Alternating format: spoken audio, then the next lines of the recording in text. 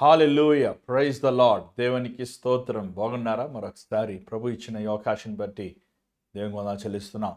మరి ఈరోజు ఈ కలువ దర్శన కార్యక్రమంలో శుభవార్త ఛానల్లో వీక్షిస్తున్న మీ అందరికీ దేవుని నామములో శుభములు.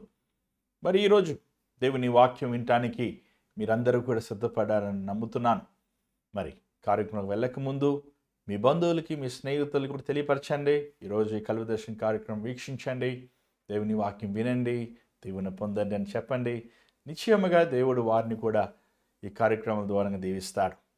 మరి కార్యక్రమం వెళ్ళకముందు వచ్చిన ప్రార్థన. పరిశుద్ధమైన తండ్రి, దయగల ప్రభువా, మరొకసారి ఈ సాయంకాల సమయంలో నువ్వు చూపించిన ఈ కృప బట్టి నీకు ఎన్నో వందనాలు. వినగలిగిన చెవులు, గ్రహించగలిగిన మనస్సు మాకు అనుగ్రహించు తండ్రి. నన్ను ఇసులు చూడ మరుగుపరచు. ఏ ఉద్దేశంలో అయితే ఈరోజునైనా ఈ కార్యక్రమాన్ని మాకు ఇచ్చున్నావో ఆ ఉద్దేశములను నెరవేర్చమని యేసునామములో అడుగుచున్నాం తండ్రి, ఆమేన్. మరి దేవుని వాక్యం వినటానికి ఆసక్తి ఉండాలి. దేవుని వాక్యము మన హృదయముల్లో ఉన్న గూఢమైన గుంట నక్కలు, దుర్మార్గమైన వ్యసనములు, చెడు మార్గముల నుంచి మనం శుద్ధి చేయగలిగినది. దేవుని వాక్యమును చదువువాడు తన హృదయములో ఉన్న పాపమును గ్రహించగలడు. దేవుని వాక్యమును చదవనివాడు వాడే నీతిమంతుడు అనుకుంటాడు. నేనే మంచివాడని, నాకంటే గొప్ప విశ్వాసి ఎవరున్నారు, నాకంటే గొప్ప క్రీస్తుని వెంబడించే శిష్యుడు ఎవరున్నారు అని తన హృదయంలో తను హెచ్చించుకుంటుంటారు. మరి ఈరోజు దేవుడు మనతో ఏం మాట్లాడుతారో వినక ముందు మిమ్మల్ని అందరినీ ఒక ప్రశ్న వేయాలనుకుంటున్నాను. ఈరోజు మీరు ప్రార్థన చేశారా? మీరు వెంటనే మనసులో అనుకోవచ్చు, మీరు ఎంతో పెద్ద ప్రశ్న వేస్తారనుకున్నామండి. చాలా సులువైన ప్రశ్న వేశారు. ప్రార్థన చేసుకోకుండా మేము భోజనం ఎలా చేస్తాం? ప్రార్థన చేసుకోకుండా మేము ఎలా బయటికి వెళ్తాం? ప్రార్థన చేసుకోకుండా మేము ఎలా పడుకుంటాం అని మీరు అనుకోవచ్చు. కానీ నేననే ప్రార్థన దేవునితో వ్యక్తిగతంగా ప్రభుతో అన్యోన్యమైన సహవాసం కలిగి ప్రభు స్వరం వినే ఆ ప్రార్థన, ప్రభు చిత్తంకి లోబడే ఆ ప్రార్థన, నీ హృదయం అంతరములో ఉన్న ప్రతి అవిధేయతను ఒప్పుకొని విడిచిపెట్టి దేవుని నీతి మార్గములు నడిచే ఆ అనుభవం నువ్వు కలిగి ఉన్నావా? ఈరోజు చాలామంది క్రైస్తవులు అని చెప్పుకుంటూ యేసు ప్రభుని వెంబడిస్తున్నానని వారు అనుకుంటూ దేవుని వాక్యముని చదవకుండా, ప్రార్థన చేయకుండా వారి విశ్వాస జీవితాన్ని గడుపుతున్నారు. అలాంటి వారికి భయంకరమైన తీర్పు దినమున దేవుడు శిక్షణ ఇస్తారని మీకు సెలవిస్తున్నాం సుమా. మరి ఈరోజు ప్రార్థన ఎలా చేయాలి, ప్రార్థన చేస్తే మనకి ఏమొస్తుంది అని అనేక సందేశాలు మనం ఆల్రెడీ వినున్నాం. దేవుని సేవకులు జయపాల్ గారు, మళ్ళా మా సహోదరులు మీకు బోధించున్నారు ఈ కార్యక్రమాల్లో. కానీ దాని గురించి కాక ఈరోజు ప్రభు ఒక ప్రార్థనని ఉపమాన రీతిగా ఆయన ఒక సంగతిని ఆ రోజు బోధించాడు. ఈరోజు ప్రతి ఒక్కడు తన దృష్టిలో తనే నీతిమంతుడు అనే భావంతో ఉన్నారండి. ఇలాంటి వాక్యం చెప్తున్నప్పుడు కొంతమంది దేవుని సేవకులు వాక్యం చెప్తున్నారు, మనతో ఏం మాట్లాడతాడు ప్రభు అనే ఒక ఆశతో వారు చూస్తుంటారు.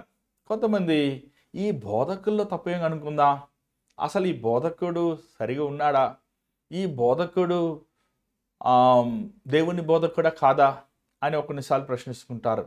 కొంతమంది దేవుని వాక్యముని విని మనం సరి చేసుకుందాం అనుకుంటారు.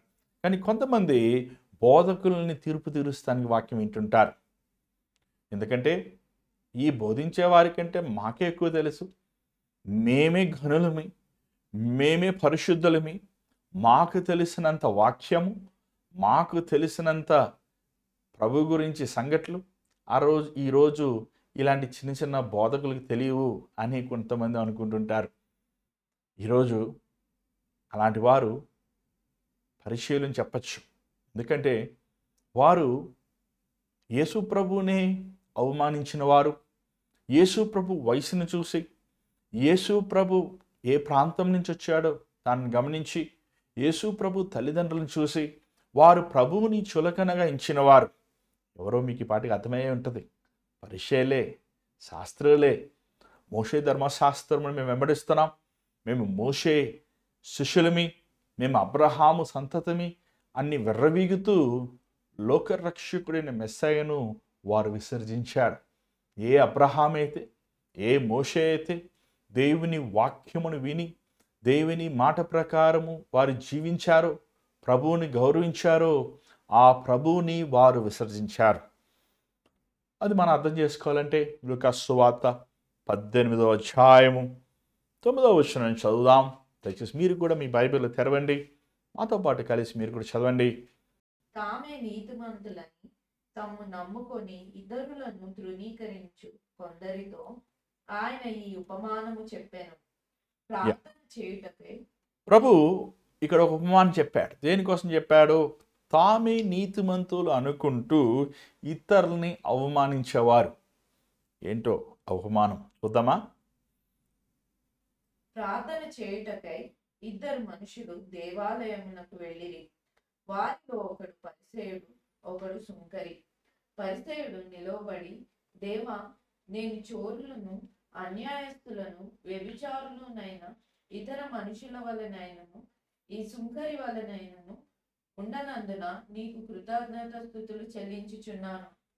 వారమునకు 2 మార్లు ఉపవాసం చేయుచు నా సంపాదన అంతటిలో 10వ వంతు చెల్లించుచున్నానని తనలో తాను ప్రార్థించుచుండెను. చాలు. ఇక్కడ ప్రభు ఒక ఉపమానం చెప్తున్నాడు. ఉపమానం అంటే ఏంటండి?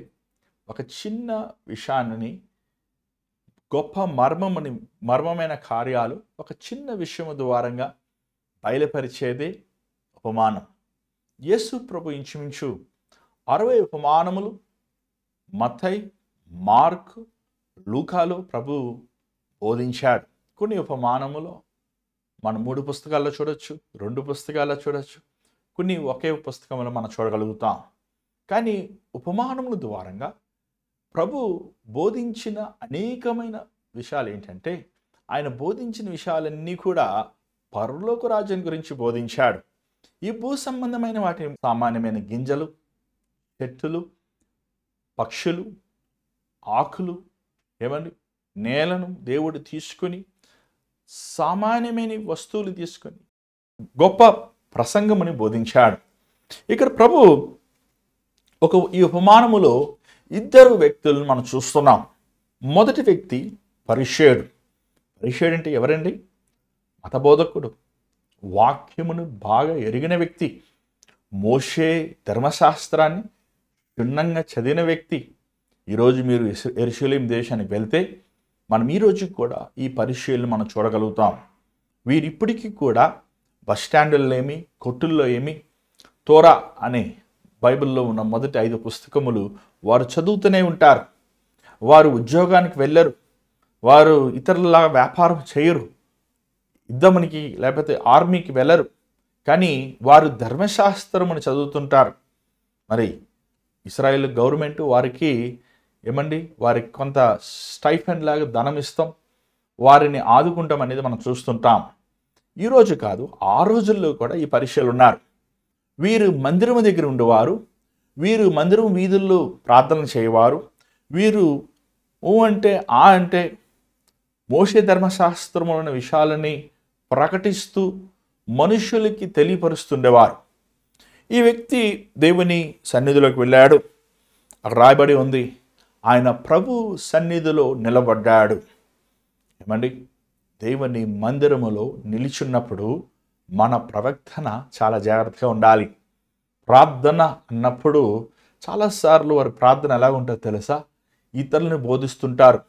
నా భార్యని మార్చు, నా భార్యలో ఉన్న దయ్యాన్ని ఎలగొట్టు, మా ఆయనని మార్చు, మా ఆయనలో ఉన్న ఆ సిగరెట్ల నుంచి విడుదల దయచే అని వారు ఆ ఎదుటి వ్యక్తిని హీనపరుస్తున్నట్లు, అవమానపరుస్తున్నట్లు, నీచంగా హీనంగా బోధిస్తుంటారు. కానీ నిజమైన ప్రార్థన అది కాదు. నిజమైన ప్రార్థన ఇతరుల్ని దూషిస్తాం కాదు, ఇతరుల్ని అవమానిస్తాం కాదు, అంత మాత్రాన నీ గొప్పతనాన్ని నువ్వు చెప్పుకుంటాం కూడా ప్రార్థన కాదు. నిజమైన ప్రార్థన మనం చూసినట్లయితే సుంకరి లాంటి ప్రార్థన. ఆ భాగానికి వెళ్దాం. దానికి ముందు ఈ పరిచయుడు ఏమని ప్రార్థిస్తున్నాడు? ఏమంటున్నాడంటే, ప్రభా నీకు వందనాలు. దేనికి వందనాలు అంటున్నాడు? దేవుడు తనకి ఆహారం పెట్టినందుక, దేవుడు తన సజీవ లెక్కలో కాపాడినందుక, తన దుర్మార్గమైన కార్యములు చేస్తున్నప్పటికీ దేవుడు తనను క్షమించి తన పట్ల కృప కలిగినందుక కాదు. తను ఇతరులతో పోలుస్తున్నాడు.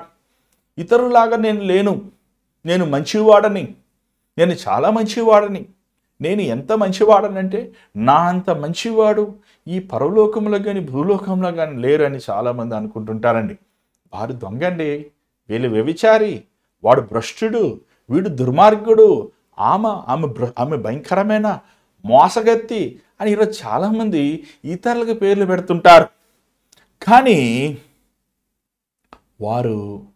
వారి స్థితిని ఎరగిన వారుగా ఉన్నారండి.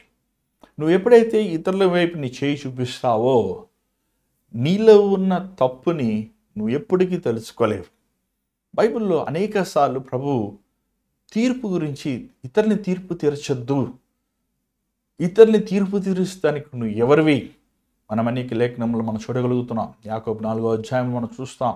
అలాగే యేసు ప్రభు స్వయంగానే దీని గురించి ప్రకటించారు. తీర్పు తీర్చే విషయము ప్రభుది. ప్రభు ఒక్కడే ఒక వ్యక్తిని, మానవుని తీర్పు తీర్చాలి. కానీ ఈరోజు చాలామంది మనం ఇతరులను తీర్పు తీర్చే విషయంలో మొదట ఉంటున్నాం.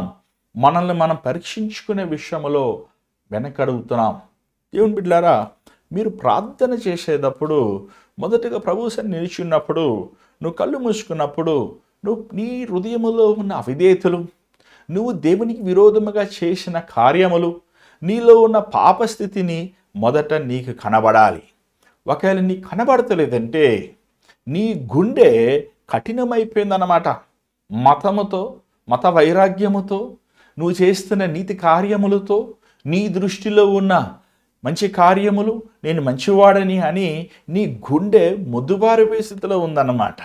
ఇదేమని బిడ్డ చూడండి, ఇక్కడ ఏమంటున్నాడంటే, నేను వీడికిలాగా దొంగను కాదు, చెడు కార్యములు చేయువాడిని కాదు, వ్యభిచారిని కాదు, అంతటితో ఆపలేదు, ఈ సుంకరి అంటున్నాడు. చాలాసార్లు ఈరోజు మనం మందిరానికి వెళ్తున్నప్పుడు, దేవుని సన్నిధిలో ప్రార్థిస్తున్నప్పుడు మనం చేసే పని ఏంటి చెప్పండి? ఇతరులను చూస్తుంటాం. వీళ్ళెవరు, వాళ్ళెవరు, వీళ్ళెందుకు వచ్చారు, వాళ్ళెందుకు రాలేదు. ఏమండి, చాలాసార్లు మంచిగా వస్త్రధారణ వేసుకున్నవారు, అలంకరణ చేసుకున్నవారు, చేతుల నిండా ఉంగరం బంగారం పెట్టుకున్న వారిని మందిరంలో మనం ఘనంగా చూస్తుంటాం. వారు వచ్చే వాహనం ఏంటి? వారు సైకిల్లో వచ్చారా, కారులో వచ్చారా, ప్లెయిన్లో వచ్చారా?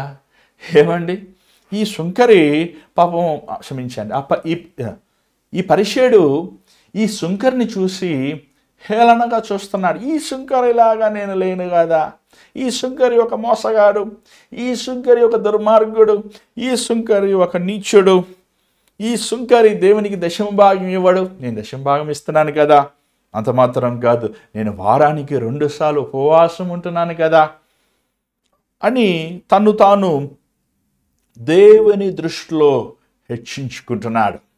కానీ ఆ సుంకరి అటు చూసినట్లయితే 13వ వచనం ఒకసారి చదవరా?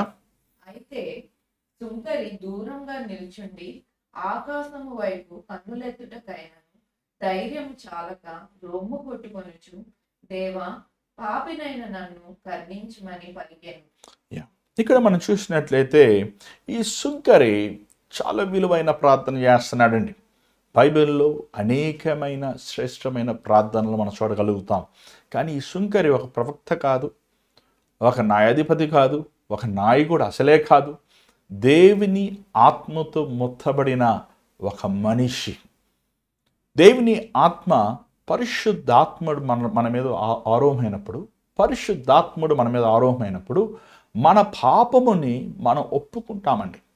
ఈరోజు చాలామంది పరిశుద్ధాత్మ వచ్చేసాడు, వెళ్ళిపోయాడు, పరిశుద్ధాత్మ వచ్చేసింది, పరిశుద్ధాత్మ శక్తి వచ్చేసింది, పరిశుద్ధాత్మ వెళ్ళిపోయాడు అంటుంటారు. పరిశుద్ధాత్ముడు నీ పాపంను ఒప్పించువాడు.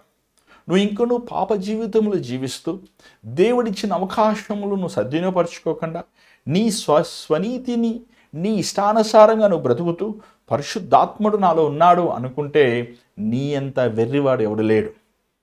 నీ దేహము దేవుని ఆలయమని ఎరగరా? మీరు విలువ పెట్టి కొనబడిన వారు. పొద్దుటి నుంచి సాయంకాలం వరకు ఈరోజు చూడండి ఏం చేస్తున్నారు మనుషులు, ఫోన్కి అంతికిపోయి ఉన్నారు. ఫోన్ లేకపోతే ఉండలేకపోతున్నారు. అందుకే బహుశా దాని పేరు పెట్టారేమో సెల్ ఫోన్ అని. ఏమండి, జైల్ ఫోన్ లాగా, సెల్ ఫోన్ లాగా ఈరోజు సెల్ ఫోన్ చాలామంది అతికిపోయారు. నువ్వు ఫోన్ ప్రేమించినట్టు బైబిల్ ప్రేమించగలుగుతున్నావా? గంటలు గంటలు మనుషులతో మాట్లాడుతుంటారు. నాన్న, అమ్మ, అక్క, తమ్ముడు, చెల్లి, నాన్న, స్నేహితుడు, వారు వీరు. కానీ దేవునితో మాట్లాడాల్సి వచ్చినప్పుడు 5 నిమిషాలు కూడా కళ్ళు ముయ్యలేరు, ఏకాంతంగా దేవుని సన్నిధిలో కూర్చోలేరు. కానీ ఇసుంకర్ అలాంటి వాడు కాదు. తన హృదయం ఎంతో మనోవేదన, తన హృదయము ఎంతో వేదనతో ఉంది, ఎంతో బాధతో ఉన్నాడు. వాస్తవమే, తనకు దుష్టుడే, తనకు వ్యభిచారే, తనకు దుర్మార్గమైన కార్యములు చేసిన వాడే, తను అవినీతిని జీవితం బ్రతికిన వాడే, తను మానవుల రీతిగా మానవ దృష్టిలో దేవుని దృష్టిలో ఒక పాపే. కానీ తన పాపమును గ్రహించుకొని తన పాపము నుంచి విమోచించగలిగిన వాడు దేవుడు ఒక్కడే. ఆయన తప్ప నా పాప భారముని తీసేయగలిగిన వాడు ఎవడు లేడు అని విశ్వాసముతో దేవుని మందిరానికి వచ్చాడండి. హెబ్రీయులకు రాసిన పత్రిక, అవును, అతడు దేవుని మందిరానికి వచ్చాడండి. ఇక్కడ మనం చూసినట్లయితే అతను చేసిన ప్రార్థన చాలా చిన్న ప్రార్థన. ఈరోజు చాలామంది ప్రార్థన చేయమంటే గంటలు గంటలు ప్రార్థన చేస్తుంటారు. ఖాళీ డబ్బా ఎక్కువ శబ్దం ఇస్తుందంటండి. గంటలు గంటలు ప్రార్థన చేసేవారు ఆత్మీయ శక్తి లేనివారు అని చెప్పచ్చు. నువ్వు బహిరంగంగా ప్రార్థన చేయాల్సి వచ్చినప్పుడు, గుంపుతో కలిసి ప్రార్థన చేయాల్సి వచ్చినప్పుడు నీ ప్రార్థన సారవంతంగా ఉండాలి. మత్తయి సువార్త 6వ అధ్యాయంలో ప్రభు ఒక మాట అన్నాడు. ఏంటో చూడండి, 6వ అధ్యాయము 7వ వచనం చదవండి. మరియు మీరు ప్రార్థన చేయనప్పుడు అన్యజనుల వలె వ్యర్థమైన మాటలు వచింపవద్దు. ఏమంటే అన్యజనుల వలె వ్యర్థమైన మాటలు వచింపవద్దు. మీరు ప్రార్థన చేయనప్పుడు, నువ్వు ప్రార్థిస్తున్నప్పుడు, దేవా నీకు అది తెలుసా, దేవా నీకు ఇది తెలుసా, దేవా అది తెలుసా, ఇది తెలుసా. చాలామంది దేవుడికి బోధిస్తుంటారు, దేవుడికి సలహాలు ఇస్తుంటారు, దేవుడిని ఏం చేయాలో చెప్తుంటారు. ఆయన దేవుడండి, నాకు సలహా ఇచ్చేవాడు ఎవడు? యోబుని అడుగుతున్నట్లు మనం చూడగలుగుతున్నాం. దేవుడి మిక్కిలి జ్ఞాని. ఆయన చేసినది సమస్తము సంపూర్ణమైన సఫలతతో కూడినది.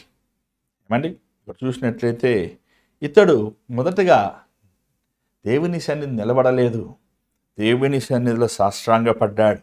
రెండవది, తనను ఆకాశం వైపు ప్రభువుని కళ్ళెత్తి చూడలేదు. ఎందుకంటే తన పాపం తన పాపో, ఎంత దుర్మార్గుడో, ఎంత నీచుడో తను గ్రహించుకున్నాడు. మూడోది, తను రొమ్మును కొట్టుకుంటున్నాడు, తన గుండెను బాదుకుంటున్నాడు.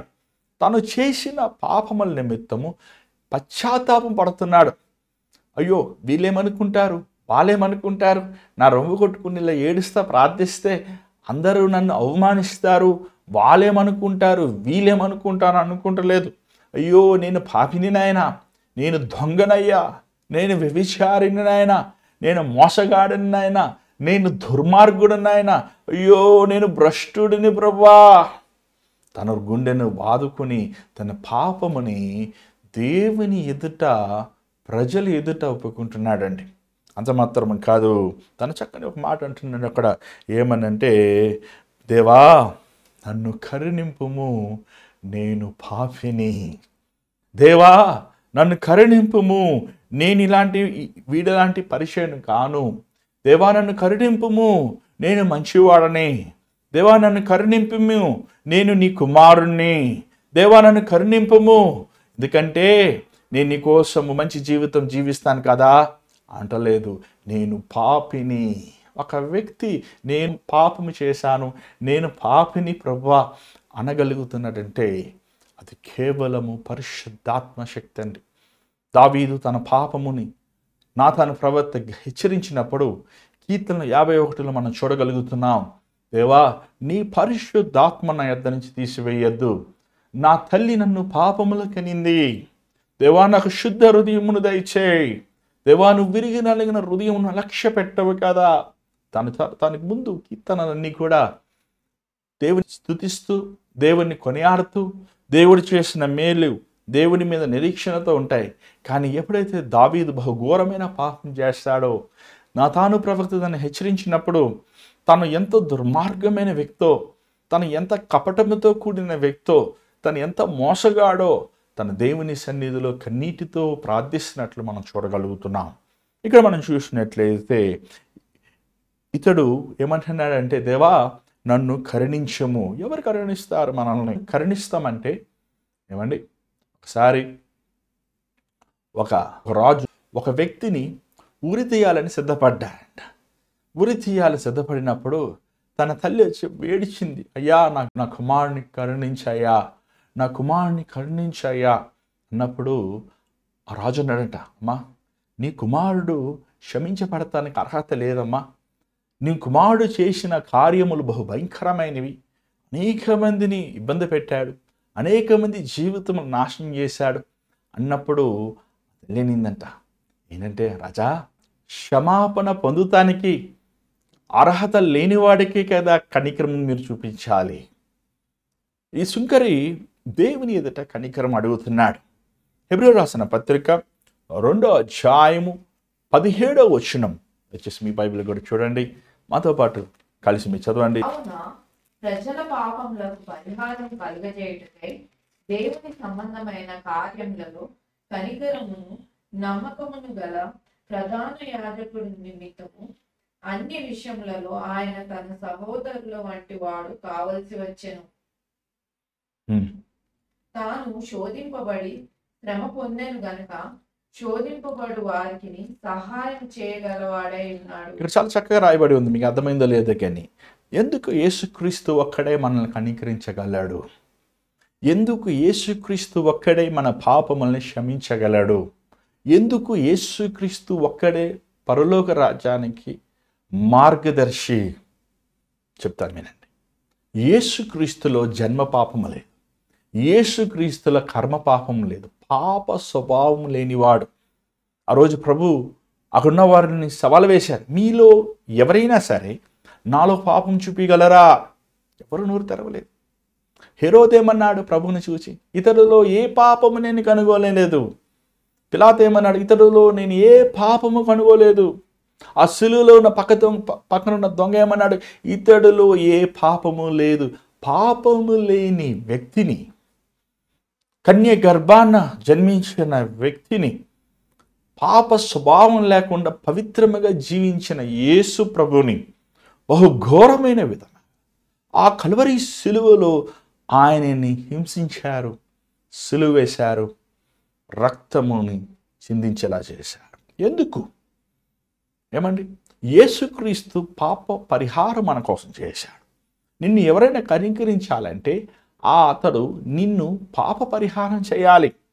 యేసు ప్రభు నిన్ను క్షమించగలిగిన వాడు. కారణం ఏంటంటే ఆయన నీ మరణముని మింగివేశాడు.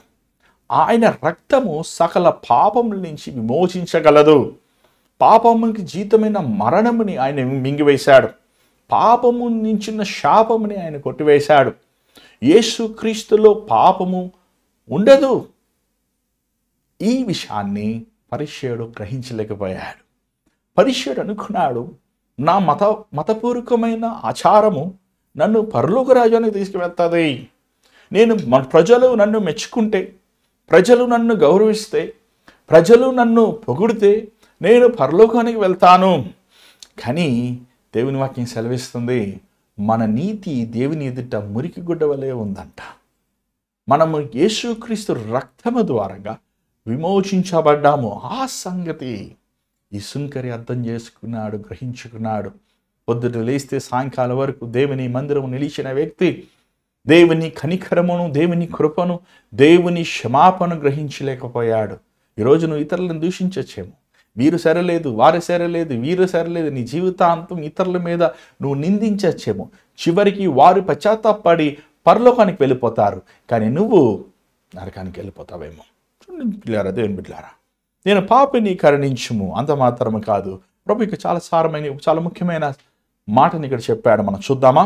14వ వచనం, లూకాసు సువార్త 18వ అధ్యాయము 14వ వచనం. అతని కంటే ఇతడు నీతిమంతుడుగా తీర్చబడి తన ఇంటికి వెళ్ళెనని మీతో చెప్పుచున్నాను.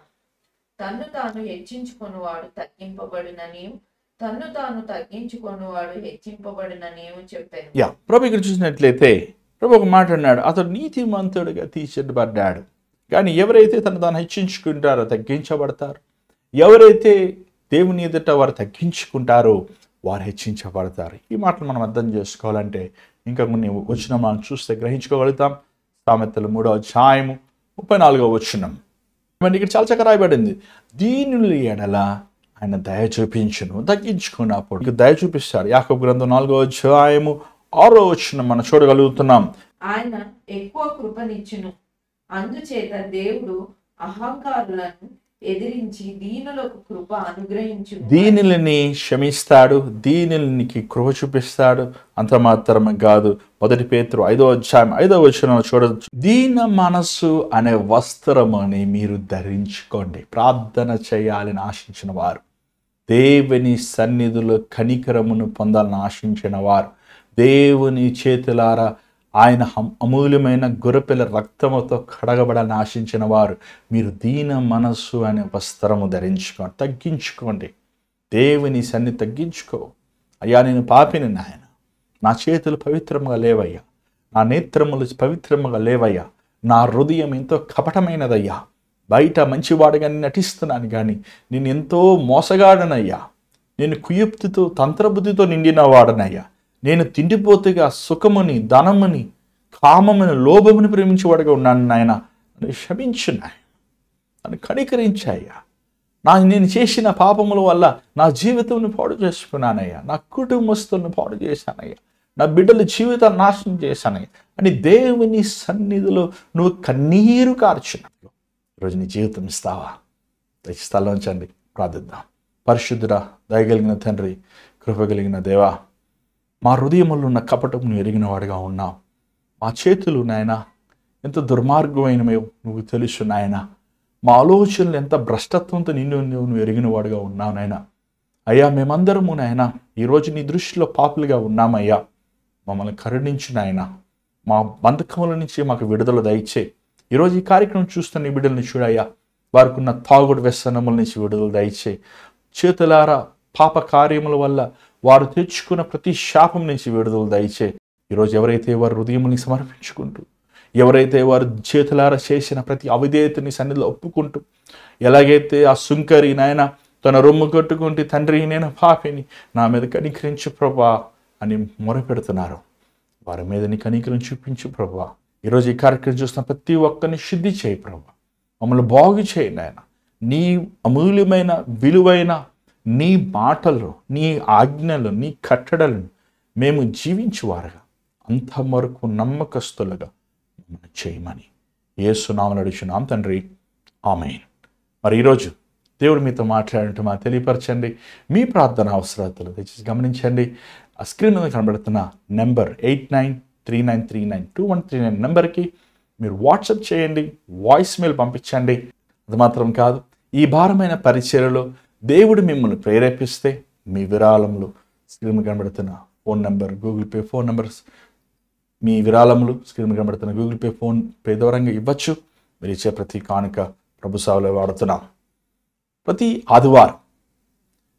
ఆదివారము హైదరాబాద్లో షేక్పేట్, టోలీ చౌకీ షేక్పేట్, గచ్చిబౌలి ఉన్న మధ్యలో ఉన్న ఈ స్థలములో R3 బ్యాంక్వెట్ హాల్ ఫంక్షన్ హాల్లో ప్రతి ఆదివారం 10 గంటలకి ఆరాధన జరుగుతుందండి. మరి ఈ ఆరాధనకి మీరు రండి, మీ కుటుంబస్తులతో పాటు రండి, దేవుని దీవెనలు పొందండి. ఇంకొన్ని వివరములు కావాలంటే స్క్రీన్ మీద కనబడుతున్న నెంబర్కి మీరు వివరములు అడగచ్చు. మరి దేవుని చిత్తమైతే మరలా కలుసుకుందాం. అంతవరకు God bless you, take care.